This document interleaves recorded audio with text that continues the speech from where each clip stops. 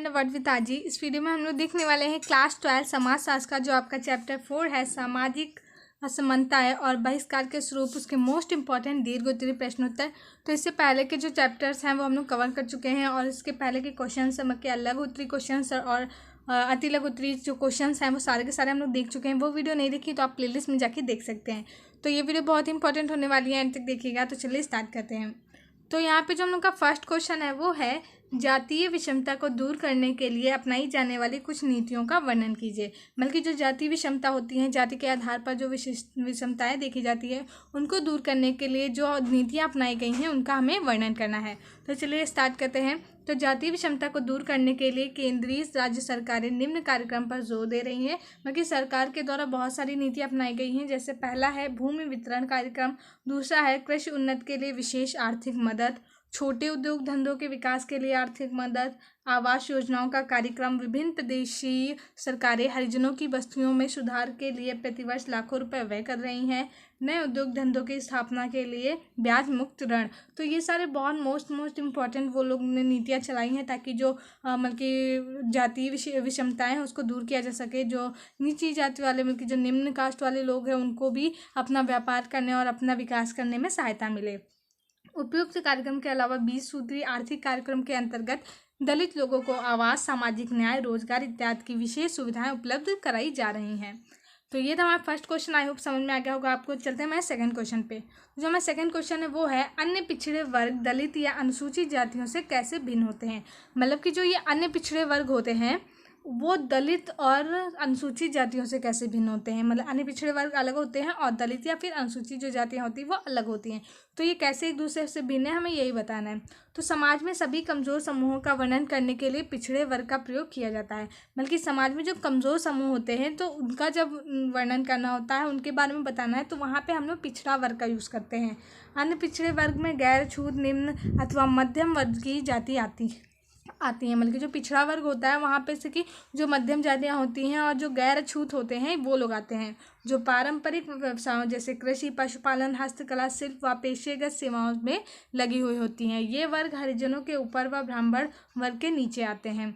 मंडल आयोग के संदर्भ में सर्वोच्च न्यायालय में स्वीकार किया गया है कि अनुच्छेद 16(4) में उच्चारित पिछड़ापन मुख्य रूप से सामाजिक है।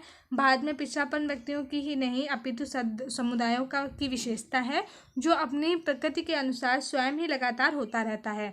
मतलब जो पिछड़ापन होता है ये केवल व्यक्तियों में ही नहीं देखा जाता बल्कि अनेक समुदायों में भी देखा जाता है, जो कि अपनी मतलब नेचर के अनुसार अपने आप ही होता रहता है। पिछड़े वर्ग समुदायों में समूह मतलब कि पिछड़े वर्ग समुदाय के समूह हैं। इनमें बड़ी तादाद में व्यक्तियों की मिश्रित श्रेणियां आती हैं। भारत में कुल आबादी का 51% भाग पिछड़े वर्गों का है। बल्कि जो भारत का कुल आबादी है, कुल जनसंख्या है, उसका 51% जो भाग है वो पिछड़े वर्ग में ही आता है। अनुच्छेद 340 के अनुसार आयोग को गठन करने अन्य पिछड़े वर्गों की स्थिति का निरीक्षण किया जाता है। मतलब कि जो आर्टिकल 340 है इसके अनुसार जो आयोगों का गठन किया जाता है वो पिछड़े वर्ग की स्थिति का निरीक्षण करने के लिए किया जाता है। 1953 में काका कालेलकर की अध्यक्षता में पिछड़े वर्गों के आयोग का गठन किया गया था या गठन हुआ था। इस आयोग का विचार था कि बगैर मदद के पिछड़े वर्ग सशक्त नहीं हो सकते। काका कालेलकर ने पिछड़े वर्ग में 2399 जातियों को शामिल किया था। इन पिछड़े वर्गों को प्रथम श्रेणी की सेवाओं में 25%, द्वितीय श्रेणी की सेवाओं में 33.5% व तृतीय तथा चतुर्थ श्रेणी की नौकरियों में 40% आरक्षण देने का प्रस्ताव रखा था। आगे बढ़ते हैं। मंडल आयोग के परामर्श पर सरकार ने पिछड़े वर्गों के लिए 27% आरक्षण की व्यवस्था की है। ठीक है, तो आप लोगों को पता है कि जो पिछड़े वर्ग होते हैं उनको 27% आरक्षण मिलता है। तो ये था हमारा कुछ पिछड़े वर्गों के बारे में। अब हम लोग देखेंगे दलित वर्ग से क्या आशय है। तो दलित शब्द का प्रयोग कहाँ पे होता है, तो टुकड़ों में बटा हुआ। मतलब कि जो दलित शब्द का आशय होता है वो होता है टुकड़ों में बटा हुआ। अन्य पिछड़े वर्ग दलित से पृथक हैं। दलित से उन अछूत समुदाय का बोध होता है जो आधारिक रूप से अनुसूचित जाति के लोग होते हैं। बल्कि दलित वर्ग किस को यूज़ किया जाता है, जो हरिजन होते हैं, दलित होते हैं, बल्कि जो सामुदायिक रूप से अछूत माने जाते हैं, तो उनका उच्चारण करने के लिए, उनको संबोधित करने के लिए दलित वर्ग का प्रयोग किया जाता है। आई होप आप लोगों को ये क्वेश्चन भी समझ में आ गया होगा। आगे बढ़ते हैं नेक्स्ट क्वेश्चन पे। उसके बाद जो क्वेश्चन हमारा वो है, आज आदिवासियों के संबंधित बड़े मुद्दे कौन कौन से हैं। मतलब कि जो आदिवासी होते हैं इनसे कोई बहुत सारे मुद्दे संबंधित होते हैं आदिवासियों से, मतलब कि उनका निवास स्थान या फिर उनकी निर्योग्यताएँ, इस टाइप से बहुत सारी चीज़ें होती हैं, उसके बारे में हमें यहाँ पे बताना है। तो चलिए स्टार्ट करते हैं। तो सामाजिक क्षेत्र में अस्पृश्य जातियों की निर्योग्यताओं को निम्न तरह से समझा जा सकता है। पहला है हमारा समाज में निम्नवत स्थान। तो चलिए देख लेते हैं। तो अस्पृश्यता की अवधारणा ने अस्पृश्य लोगों को हिंदू समाज में इतना निम्नवत स्थान प्रदान किया है मानो ये हिंदू समाज के अंग नहीं अपितु उससे अलग है। मतलब कि अस्पृश्य जातियों को पहले जो है वो बहुत ही ज़्यादा अलग समझा जाता था, उनको बहुत ही ज़्यादा निम्न दृष्टि से देखा जाता था, मानो वो हिंदू ना होकर किसी अलग मतलब कि कहीं अलग हो। इन लोगों से के स्पर्श से ही नहीं अपितु इनकी छाया मास से ही स्वर्ण जो हिंदू अपवित्र हो जाते थे। इस तरह की धारणा 20वीं सदी के आरंभ में प्रचलित थी। तो क्या होता था पहले, बल्कि 20वीं सदी में ये चलता था कि बल्कि छूना तो दूर, अगर जो उनकी छाया भी पड़ जाती थी, उनकी परछाई भी पड़ जाती थी, तो जो अन्य हिंदू ब्राह्मण वगैरह होते थे, बड़े लोग होते थे, वो लोग अपवित्र माने जाते थे, पहले ऐसा होता था। उसके बाद सेकंड पॉइंट है हमारा सार्वजनिक निर्योग्यताएं। तो इन लोगों को सार्वजनिक स्थानों का स्वतंत्रतापूर्ण इस्तेमाल भी नहीं दिया जाता था। उदाहरण के लिए जो अस्पृश्य जातियाँ होती थी उन्हें छूने अपितु अस्पृश्य जातियों के लोगों को देखने से स्वर्ण हिंदू अपवित्र हो जाते थे। उन्हें जो है मंदिरों में नहीं जाने दिया जाता था, उनको कुओं वगैरह से पानी नहीं पीने दिया जाता था, और बहुत सारी ऐसी चीज़ें की जाती थी जो कि पहले बहुत ही बुरी होती थी। उसके बाद है शिक्षा संबंधी निर्योग्यताएं। शिक्षा में क्या होता था, तो स्कूल तथा छात्रावास में अस्पृश्य लोगों के बच्चों का प्रवेश नहीं मिल पाता था। अगर प्रवेश मिल भी जाता था तो ये लोग स्वर्ण हिंदुओं के बच्चों के साथ बैठकर शिक्षा ग्रहण नहीं करते थे, बल्कि ये लोग अलग बैठते थे। इनके लिए एक अलग जगह होती थी, वहीं पर लोग बैठते थे और आराम से वहाँ पर पढ़ाई करते थे। शिक्षा ग्रहण करने तक की आज़ादी नहीं थी। यही वजह है कि इन लोगों को आज भी शिक्षित व्यक्तियों की कमी है। उसके बाद है निवास की निर्योग्यताएं, बल्कि रहने की। तो इन लोगों को निवास स्थान पृथक बस्तियों में होते थे, मतलब कि इनको आम लोग जहाँ पे सभी लोग मिलकर रहते थे वहाँ नहीं रहने दिया जाता था। इन लोगों की जो निवास स्थान होते थे, इनकी जो बस्तियाँ होती थी वो भी बिल्कुल पृथक कर दी जाती थी, इनको अलग ही रहना पड़ता था। उसके बाद रहता हमारा अस्पृश्य लोगों में अस्पृश्यता।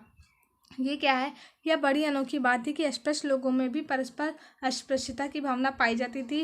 अब मतलब कि उदाहरण के तौर पर एक वस्त्र धोने वाला एक सफाई कर्मचारी को अथवा एक चक्रकार एक वस्त्र धोने वाले को स्पर्श नहीं कर सकता था। मतलब कि वो लोग अस्पृश्य जातियाँ होती थी, उनमें भी अस्पृश्यता पाई जाती थी कि वो एक दूसरे से बड़ा छोटा दिखते थे उस टाइम पे भी।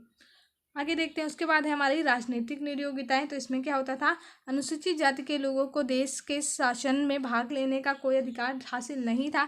बल्कि जो अनुसूचित जाति के लोग होते थे उनको जो है जो राजनीतिक होता है, राजनीतिक सत्ता वगैरह होता है या देश का शासन है, सरकार वगैरह में भाग लेने का कोई अधिकार नहीं होता था। वो लोग वहाँ पर जो है चुनाव नहीं लड़ सकते थे। पहले ऐसा होता था 20वीं शताब्दी के टाइम पे।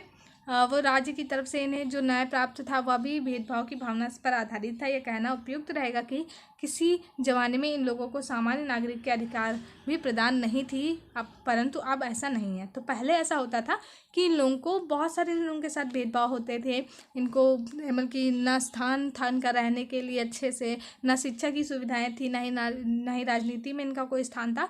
तो इस टाइप से बहुत सारी निर्योग्यताएं थी, परंतु अब क्या है, अब ऐसा कुछ भी नहीं है। अब सभी के लिए समान अधिकार उपलब्ध हैं। आगे बढ़ते हैं नेक्स्ट क्वेश्चन पे हमारा। तो वो था हमारा बहुत ही इंपॉर्टेंट क्वेश्चन, आई होप आप लोगों को समझ में आ गया होगा। इसके बाद जो नेक्स्ट क्वेश्चन हमारा वो है, नारी आंदोलन ने अपने इतिहास के दौरान कौन कौन से प्रमुख मुद्दे उठाए हैं। ये आपका बहुत इंपॉर्टेंट क्वेश्चन है, ये बहुत बार पूछा जा चुका है। तो भारत में 16वीं व 17वीं शताब्दी में महिलाओं की सामाजिक स्थिति में सुधार के लिए प्रयत्न किए गए थे। बहुविवाह, विधवा विवाह पर रोक, सती प्रथा, पर्दा प्रथा आदि रीति रिवाजों को व्यक्त तक चलते रहते जब तक कि 19वीं सदी के समाज सुधारकों ने इनको चुनौती नहीं दी थी। मतलब कि जब पहले क्या था, 16वीं सदी में बहुत सारी ऐसी कुरीतियाँ चलती थी जो कि स्त्रियों के लिए बहुत ज़्यादा हानिकारक थी, जैसे कि बहुविवाह, विधवा विवाह या फिर विधवा पर रोक होती थी। विधवा लोग जो होती थी विवाह नहीं कर सकते थे। पहले सती प्रथा होती थी, सती कर दिया जाता था उनके हस्बैंड के साथ ही उन्हें, और पर्दा प्रथा होती थी। ऐसी बहुत सारी कुरीतियाँ थी जो पहले चलती थी। लेकिन जो 19वीं सदी में जो समाज सुधारक थे, बहुत सारे समाज सुधारक थे, जैसे राजा राम मोहन राय, विनोबा भावे, ऐसे बहुत सारे लोग थे जिन्होंने इनके प्रति जो है बहुत कड़े कदम उठाए और इनको दूर करने के लिए बहुत सारे प्रयास किए थे। भारत में महिला आंदोलन का आरंभ सामाजिक सुधार आंदोलन के एक हिस्से के रूप में हुआ था। स्वतंत्रता आंदोलन के दौरान महिलाओं को घर से बाहर निकलने की स्वतंत्रता स्वतंत्र आंदोलन में भाग लेने के लिए गांधी जी ने प्रेरित किया था। गांधी जी के प्रभावकारी तरीके से तर्क दिया कि महिलाओं और को सामाजिक व कानूनी असमर्थताओं से मुक्त करना चाहिए। जिन महिलाओं ने राष्ट्रीय आंदोलन में भाग लिया उन्होंने आत्मनिर्भरता, स्वदेशी व नारी के शिक्षा को महत्व को समझा था। बल्कि जो है जब वहाँ पे आंदोलन वगैरह होने लगे थे तब से जो नारी वगैरह थी, जो महिलाएं थी, वो आंदोलन में भाग लेने लगी थी और तब उन्हें अपने को आत्मनिर्भर बनाने की शक्ति मिली। वो शिक्षा और आगे बढ़ने विकास के महत्व को समझने लगी थी। तभी से जो है नारी का विकास होने लगा था। आगे देखते हैं, महिलाओं की राजनीतिक चेतना ने सार्वजनिक क्षेत्र में उनके लिए जो है स्थान उपलब्ध कराए थे। वर्तमान युग में महिला संगठन के उदय से महिला शिक्षा, स्वास्थ्य व सफाई के सुधार, महिलाओं के लिए मताधिकार, महिला श्रमिकों के लिए मातृत्व लाभ जैसे विषयों पर समाज का ध्यान केंद्रित करने के में कामयाबी मिली थी। तो जो वर्तमान में जो बहुत सारे महिला संगठन बनाए गए हैं जिससे कि महिला से जुड़ी बहुत सारी समस्याओं का हल निकाला जाता है, जैसे महिला शिक्षा हो गई, उनके स्वास्थ्य संबंधी सुविधाएं हो गई, महिलाओं के जो भी अधिकार होते हैं, ये सब जो होते हैं वो उसी के संगठन के दायरे में आते हैं। महाराष्ट्र में मूल्य वृद्धि विरोध आंदोलन ने महिलाओं को रास्ता दिखाया था।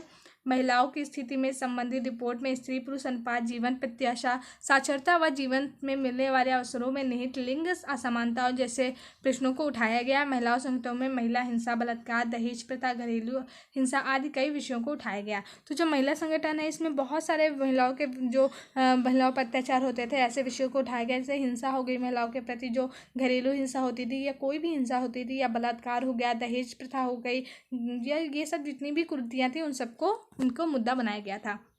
भारत में महिला आंदोलन ने नारी की स्थिति में सुधार के लिए प्रयत्न किए थे। तो ये थे हमारे कुछ most important question answer. I hope आप लोगों को समझ में आ गए होंगे।